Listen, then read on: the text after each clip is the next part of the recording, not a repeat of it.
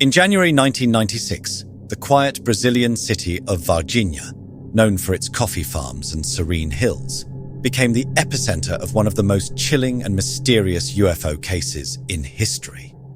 What started as an ordinary day spiraled into a frenzy of bizarre sightings, alien encounters, and eerie government cover-ups. Despite desperate attempts by authorities to bury the truth, the events that unfolded would capture global attention, sparking debate and intrigue for decades. This is the story the world wasn't supposed to hear, the case known as Brazil's Roswell.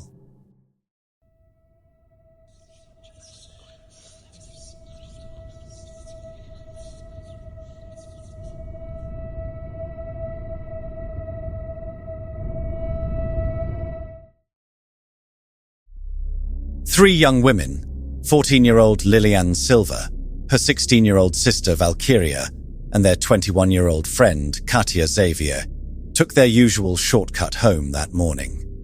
The day was thick with heat, and the humidity clung to the skin like a damp sheet. They chatted lazily as they passed through an overgrown lot in the Jardim Andere neighborhood of Varginha. But little did they know, this quiet walk would soon plunge them into a mystery that would haunt them forever. As they neared a dense patch of brush, a sudden movement caught their eyes. At first, they thought it was an animal, maybe a stray dog or something small hiding among the shrubs. But then, something strange emerged, something that none of them had the words to describe. It was small, about 4 feet tall, but every other detail was unlike anything they'd ever seen. Its skin was slick and oily, a deep brown that shimmered in the sunlight like wet leather. Its head was unnaturally large. 3 bony ridges ran from front to back, and its red eyes, impossibly large, glowed with a strange, pulsating intensity.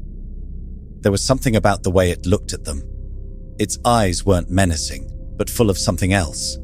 Something almost human. It crouched low, trembling slightly, almost as if it was trying to hide. The air around it grew thick with a nauseating, ammonia-like stench, making the girls' stomachs churn. They froze. It didn't move. It just watched them, unblinking. Paralyzed, the 3 girls stood in silence, their hearts racing, the world around them fading as the creature remained motionless. And then, in a sudden rush of panic, they broke free from their paralysis, turning and running as fast as their legs could carry them, screaming all the way home. Just days before, something even more unusual had occurred. A local pilot, Carlos de Sousa, had been flying his ultralight near Varginha when he saw a cigar-shaped object trailing smoke as it descended toward the earth. He hurried to the site, only to find metallic debris scattered across the ground, oddly weightless, as if it were made of paper, but somehow still holding its shape. Before he could gather more evidence, military trucks appeared, blocking off the area and forcing him to leave. And then there were the other reports. Local residents swore they had seen a strange creature darting through the streets earlier that same morning. Some described it as an animal, others as something more alien. Was it a coincidence, or were these things all connected? By nightfall, the streets became a hub of mysterious activity. Military trucks rumbled through the streets under the cover of darkness, their destinations and purpose unknown to the public. Local residents reported roadblocks manned by armed soldiers, cutting off access to areas where strange events had unfolded earlier that day. Eyewitness accounts described unusual cargo being loaded onto military vehicles. Some claimed they saw fragments of metallic debris, hinting at a possible UFO crash site. The debris was reportedly carried under heavy guard, raising questions about its origin. An overpowering odor, described as sulfuric or like ammonia, lingered in the air near the alleged crash zone. One of the most compelling accounts involved a local hospital. Witnesses claimed military personnel delivered a living creature, believed to be extraterrestrial, through the hospital's back entrance under strict secrecy. Descriptions from staff matched earlier sightings. A being approximately 4 feet tall, with oily brown skin, a disproportionately large head, and glowing red eyes that seemed to reflect pain or fear. The creature reportedly emitted a high-pitched noise that witnesses described as distressing and animal-like. One key witness, a nurse who later spoke anonymously, described her experience as surreal and terrifying. She detailed how the hospital staff were abruptly ordered to vacate certain areas. The military took control, blocking off sections of the hospital and forbidding any contact. Still, she claimed to have seen the being momentarily before it was taken to a secure room. She too described an overwhelming smell, reminiscent of ammonia or sulfur, permeating the air. Outside the hospital, locals reported seeing military vehicles stationed near the building, with armed guards stationed at every possible entry point. Hours later, witnesses saw a convoy departing, allegedly carrying the lifeless body of the creature. This convoy was rumored to head towards a military base, possibly for further examination or concealment. And, perhaps the most chilling account is tied to 23-year-old military police officer Marco Eli Cherez. Tasked with capturing one of the creatures, Cherez reportedly apprehended it bare-handed, placing it into his car. Shortly after, he fell gravely ill.